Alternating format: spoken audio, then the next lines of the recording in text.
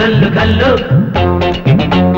కల్లు కల్లు కల్లు కల్లు గజ్జల సింగారమా ఓసి తస్సదయ్య తుళ్ళి తుళ్ళి తుళ్ళి పడ్డ కాసుల పయ్యారమా భోగి పళ్ళు పొయ్య కల్లు కల్లు కల్లు కల్లు గజ్జల సింగారమా ఓసి తస్సదయ్య తుళ్ళి తుళ్ళి తుళ్ళి పడ్డ కాసుల పయ్యారమా భోగి పళ్ళు పొయ్య కోక చుట్టుకొచ్చావా కోడి పెట్ట పుంజు తోడు పెట్ట బయట జారి దోణికే పాల పీట పొంగులార పెట్ట సంకురాత్రి పల్లె సంబరాలే రంపరావే కల్లు కల్లు కల్లు కల్లు గజ్జల పేరంటమే మీకు మేము చెయ్య తుళ్ళి తుళ్ళి తుళ్ళి పడ్డ కాసుల కళ్యాణమే కాసుకోర కొయ్య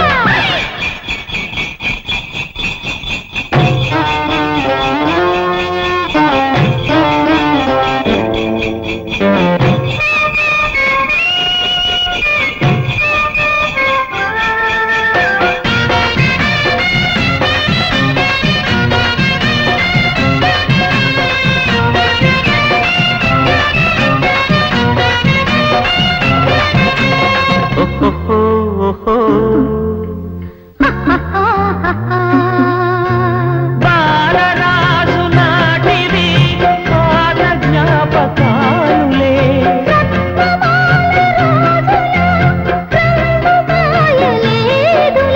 ప్రేమ నేరమౌననే దూరమైతినే సఖీ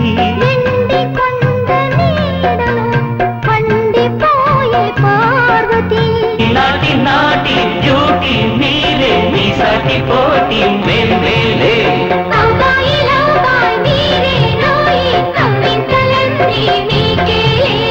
గిల్లి జోల పాడుతున్న పల్లె పాపలు దుప్పటిలో కంటి పాపలు కల్లు కల్లు కల్లు కల్లు కల్లు కల్లు కల్లు కల్లు కల్లు కల్లు కల్లు కల్లు కల్లు కల్లు కల్లు కల్లు కల్లు కల్లు గజ్జల సింగారమా వసి తస్సదయ్య తుళ్ళి తుళ్ళి తుళ్ళి పడ్డ కాసుల పయ్యారమా రోగి పళ్ళు పొయ్య కల్లు కల్లు కల్లు కల్లు గజ్జల పేరంటమే మీకు మేము చెయ్య తుళ్ళి తుళ్ళి తుళ్ళి పడ్డ కాసుల కళ్యాణమే కాసుకోర కొయ్య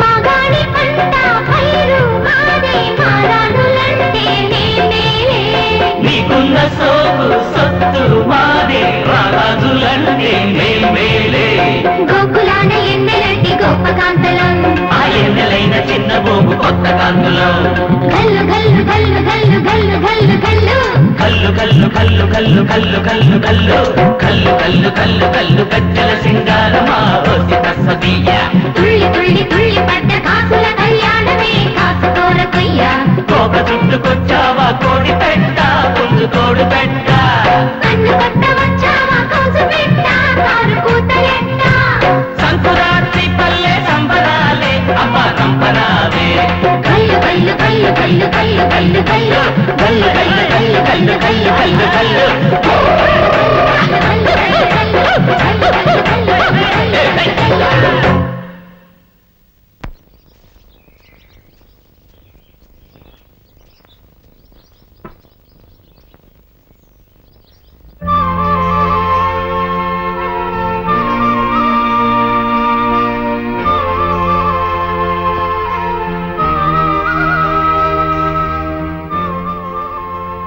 వీరుడు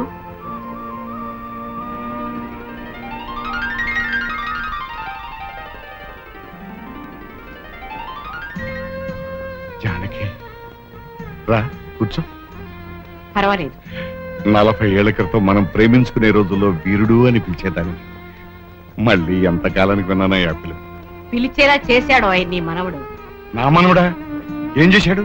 వాడు చాలా బుద్ధిమంతుడే. అదే అదే, ఎక్కడికి పోతాయి చవట బుద్ధులు? అన్ని తాత పోలికలే, బుద్ధావతారం. ఉహుం. ఏమిటోయ్ ఉంగబుద్ధి పెట్టావు అందగాడా? నీ మనవడిని అన్నాను లేవోయ్. నన్ను కాదా? అయితే పర్వాలేదు. ఇంతకీ ఏం చేశాడు నా మనవడు?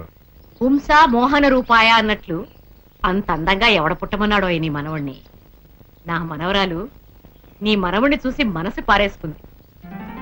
అంటే ప్రేమిస్తుందా? మనసు పారేసుకోవడం అంటే అదే కదా ఈ బుద్ధు. నీ మనవరాలు నా మనవని ప్రేమిస్తుంది అంటే పిచ్చి సంతోషంగా ఉందా? సంతోషపడితే ఏం లాభం ఓయ్? వాళ్ళిద్దరికి పెళ్లి చేయాలి కదా. వీరు మనిద్దరి ప్రేమ ఎలాగూ ఫలించలేదు, పిందెలోనే రాలిపోయి. మన పిల్లలైనా ప్రేమించి పెళ్లి చేసుకుంటే మనం ఆను మగలం కాలేకపోయినందుకు కనీసం అయిన వాళ్ళమైనా అవుతాం. అలాగేనా? తప్పకుండా వాళ్ళకి పిలిచాను. ఎలా చేస్తావోయ్? నీ మనవడు కూడా నా మనవరాలు ప్రేమించాలి కదా. దాన్నే ఉందో. ఒరే మనవడు, నువ్వు జానకి గారి మనవరాలను ప్రేమించబోయి అంటాను, ప్రేమించేస్తాడు. బుద్ధు ప్రేమ పుష్పం లాంటిదోయ్, దానంతటది వికసించాలే గాని నువ్వు నేను చెప్తే పుట్టదు. మరైతే ఎలా? ప్రేమ పుట్టేలా చెయ్యాలి. వీరుడు, ఒక్కసారి మనం ప్రేమించుకున్న రోజుల్ని గుర్తు తెచ్చు. అసలు మనం ఎలా ప్రేమలో పడ్డామో నీకు గుర్తుందా? ఎందుకు లేదా? మైసూరు ఎడ్ల బండి మీద నువ్వు, ఒంగోలు ఎడ్ల బండి మీద నేను సంతకు వెళ్తాను. నీ బండి ఇరుసు విరిగిపోయింది, దాంతో నా బండి ఎక్కావు. నీ చేతులు పట్టుకుని బండి ఎక్కించాను. కళ్ళు కళ్ళు కలిసి బండి కుదుపులకి ఒకళ్ళ మీద ఒకళ్ళ పడ్డాం. దాంతో బండి మించి కింద పడిపోయాం. ఆ పడ్డం ప్రేమలో పడ్డాం. పర్వాలేదే, మన ప్రేమని ఆ రోజుల్ని మర్చిపోయావేమో అనుకున్నాను. గుర్తుందన్నమాట. మరింకే అదే దారిలో వెళ్ళు. అలాగే వాళ్ళిద్దరిని ఎడ్ల బండి ఎక్కించి సంతకు పంపించేద్దాం. అలాగే జీడీలు పప్పుండలు కొనుక్కోమని చెరో పావులా కూడా ఇచ్చి పంపిద్దాం. అలాగే తప్పకుండా ఇచ్చి పంపిద్దాం. వీరుడు, నీకు బొజ్జ పెరిగింది గాని బుద్ధి పెరగలేదు. అదేమిటా? ఈ రోజుల్లో పిల్లలు ఎడ్ల బండికి సంతలకు వెళ్లేవాళ్ళ, మరి సైకిల్ ఎక్కి కాలేజీలకు వెళుతున్నారు కదా. అవును. నీ మనవడు నా మనవరాలి సైకిల్ ఎక్కాడనుకో, డబుల్ సార్, బ్రహ్మాండం. కళ్ళు కళ్ళు కలవడం, ఆ తర్వాత సైకిల్ గతుకులో పడ్డం, ఒకళ్ళ మీద ఒకళ్ళు పడ్డం, తర్వాత ప్రేమలో పడ్డం. కరెక్ట్.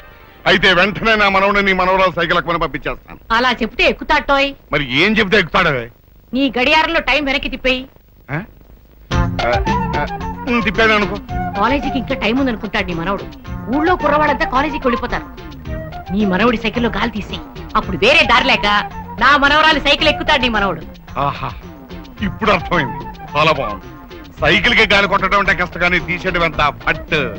అలాగే గాలి తీసేస్తాను, వాళ్ళిద్దరిని ప్రేమను తోసేస్తాను.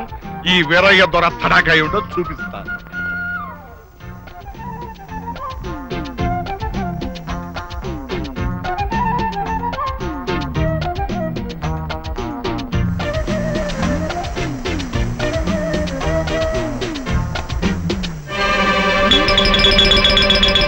గాలిలోన తేలిపోయే విమానమెక్కర మనవడ. ఏంటయ్యా ఏం నువ్వు చేస్తున్న పని? పిల్లాడు కాలేజీకి వెళ్ళని తయారవుతుంటే పిల్లాడి సైకిల్ గాలి తీసేస్తావా? అసలు నీకు బుర్ర ఉందా?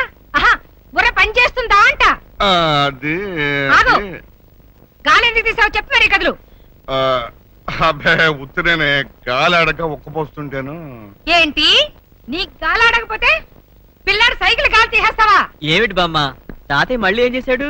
అవ్వా, ఎవరితోటైనా చెప్పుంటే సిగ్గుచేటు. నీ సైకిల్ కి గాలి తీసేసాడు రా. సైకిల్ గాలి తీసాడా? ఏమిటి తాతయ్య, చిన్ని కృష్ణులాగే చిలిపల్లి ఏమిటి చెప్పు? అది అలా గట్టిగా నిలదీసి అడుగు. ఒరే రావుడు, ఆ వేరుపడ్డని సైకిల్ పంప అడిగి తీసురా. ఒరే రావుడు, ఎక్కడ చచ్చావురా? తాతయ్య, అసలు నీకెందుకు ఇలాంటి పనులన్నీ? ఒరే మనవడు, ఇప్పటికే మీ బామ్మ నాకు వేడి వేడి కందులు పెట్టింది, నువ్వు కూడా కందులు పెట్టకరా. అదంతా నాకు తెలియదు. ఇప్పుడు నీ కాలేజీకి ఎలా వెళ్ళాలి? ఇవాళ ఒక్కరోజు ఏదైనా ఫ్రెండ్ సైకిల్ ఎక్కెళ్తా. ఇదిగో పంపు, కొట్టవయ్యా కొట్టు. ఏమిటి 60 ఎకరాల ఆసాముని నేను పప్పు కొట్టాలా? 60 ఎకరాల అస్సాం అయితే సైకిల్ గాలి ఎందుకు తీస్తావు? కొట్టవయ్యా కొట్టు. ఓన్లే బామ్మ, తాతయ్య కొడతాడు, నేనే కొట్టుకుంటాను, తొందరగానే అవుతుంది. అదేం కుదరదు. ఇంకొకసారి గాలి తీయకుండా ఉండాలంటే గాలి కొట్టడం ఎంత కష్టమో ఆ మనిషికి తెలిసి రావాలి. అలా పందిరుగుంతా నిలబడి చూస్తావే? కొట్టవయ్యా, గాలి కొట్టు. రారా అయ్యా, టిఫిన్ చేద్దు గాని. దీంతో కందులు తినేదానికంటే గాలి కొట్టడమేనయ్యా.